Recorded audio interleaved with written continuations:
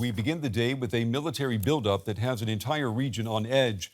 On Tuesday, U.S. President Trump confirmed the U.S. military had carried out a lethal strike on a drug vessel in Venezuela. Trump reportedly wants to use the military to crush the cartels that he says are flooding U.S. communities with fentanyl and other illicit drugs. In the past few weeks, the U.S. Navy has moved warships into the South Caribbean, many off the coast of Venezuela. Now, these images show the cruiser USS Lake Erie crossing the Panama Canal, moving from the Pacific into the Caribbean.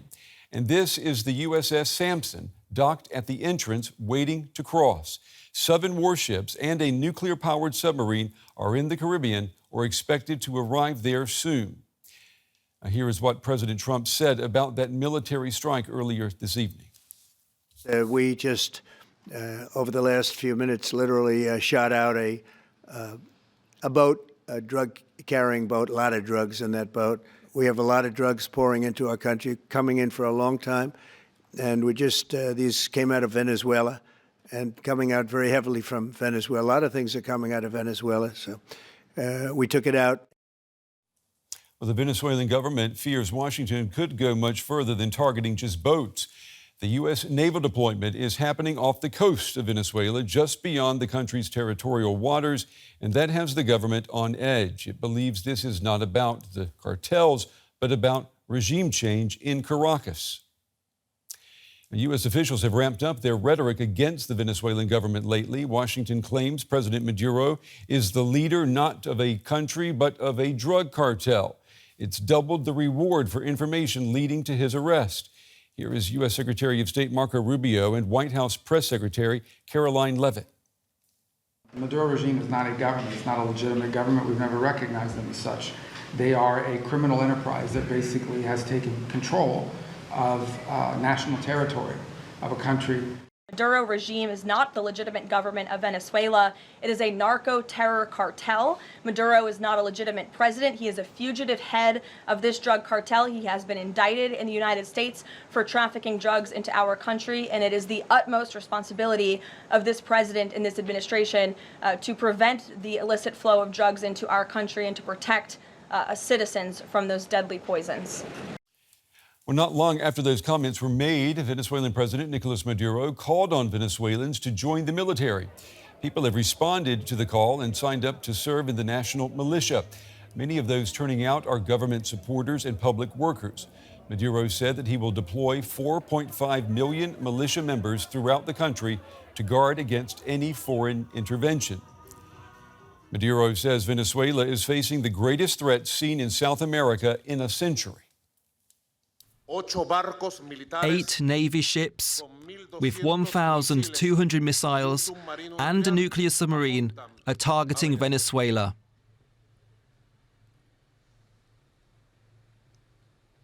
This is an extravagant, unjustifiable, immoral, and absolutely criminal threat.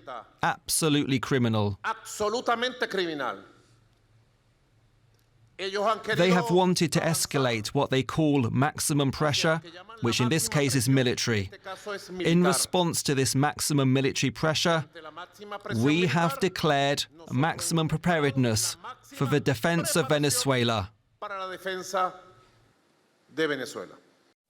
Our coverage continues now with Ryan Berg. He's director of the Americas program and the head of the Future of Venezuela Initiative at the Center for Strategic and International Studies in Washington. Ryan, it's good to have you with us. We're still getting details about this lethal strike against a drug vessel in Venezuela. Let me ask you, are we witnessing the first shots in Trump's war on drug cartels or the first moves towards regime change in Caracas? Well, thanks very much for having me on, Brent. I think that this is definitely more about drug cartels than it is about regime change in Caracas. I think there are 2 reasons for why we can say that, Brent. First is the administration's rhetoric, which I think we do need to parse as analysts and see that they've said very clearly that this deployment is about interdictions in the Southern Caribbean. It's important to note that these types of interdictions happen all the time. It's just that there's a much different force posture making these interdictions this time, as opposed to U.S. Coast Guard cutters and literal ships. It's actually a very, very large naval presence. We know well the Trump administration's aversion to so-called regime change wars. And the second is the actual force itself, Brent. Although it is very significant, Maduro has mentioned this, it is the most significant deployment since the 1989 Operation Just Cause, which of course overthrew the regime of Manuel Noriega in Panama. 4,500 Marines is a far cry from the almost 30,000 troops that were used in that operation. And it's important to note that Venezuela is much more complex than Panama as a country. So I think this is more about drug interdiction and showing incredible force against drug cartels than it is about removing Maduro from power per se. There are, though, lots of leaders around the world whose legitimacy could be questioned. Why do you think President Trump is so fixated on Nicolas Maduro? That's a good question, Brent. I think he sees this in many ways as unfinished business from his first administration, where the administration had a posture of maximum pressure campaign against Maduro, the recognition of an interim president, Juan Guaido, and still the United States was not able to effect a democratic transition in Venezuela. The second is the nature of Maduro's regime. CSIS is a think tank. My own center, where I work and head our Venezuela analysis, was one of the first think tanks in Washington to understand and to really call out Maduro's regime for its true nature, which is to say, this regime is heavily penetrated by criminal organizations and it's involved in illicit activity that does reach U.S. shores. And so I think there are some legitimate security concerns here coming from the Maduro regime. So a lot of, I think, the Trump administration's posture has to do with that as well. Does it surprise you that the White House is demanding action on the drug cartels and not calling for democracy in Venezuela?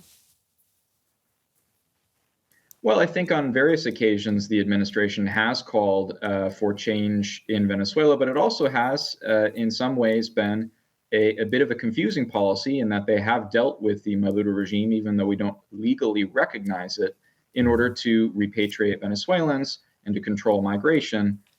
This has always been the difficulty of Venezuela policy is Maduro is not legitimate. We know that he stole the election July 28th of last year, and yet the administration to some extent still has to deal with him when it comes to efforts against migration, efforts to repatriate Venezuelans, and so on. So this has always been a difficult balance for any administration, Brent, is getting the point across about the need for democracy in Venezuela while also having to deal with those who are in power at the moment, clinging to it and not letting go. Yesterday, during a press conference, Maduro paused to show off his new phone, which he said was a present from Chinese leader Xi Jinping. He said they spoke together on his new gadget, which he's holding there. Do you think Maduro is hoping for some help from Beijing?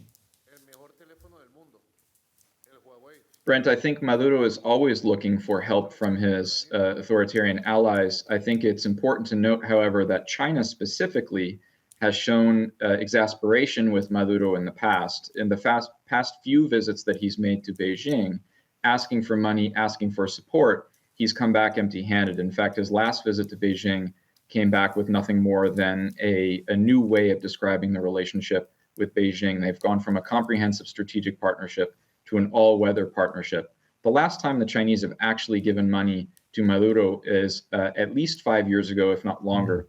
The Chinese have learned the hard way that the Venezuelans don't often pay back when they give support to this regime, and a lot of the money tends to get siphoned off through corruption.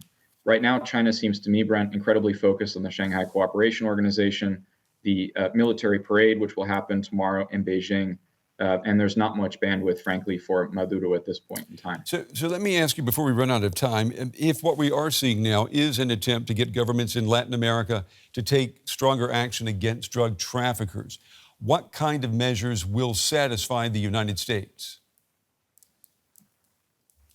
It's a great question, Brent. And right now, the Secretary of State is in Mexico, hopefully signing a security agreement to that exact effect. We've seen additional support from Guyana, from Trinidad and Tobago, and from others for marking some of these organizations as foreign terrorist organizations. But I think the administration would like to see more interdiction efforts by foreign militaries or foreign police forces in order to burden share a bit in the hemisphere on some of these efforts that we're making to reduce drug supply and drug flow. That would be my guess. Ryan Berg from the Center for Strategic and International Studies in Washington. Ryan, good to have you on the program. We appreciate your insights tonight. Thank you.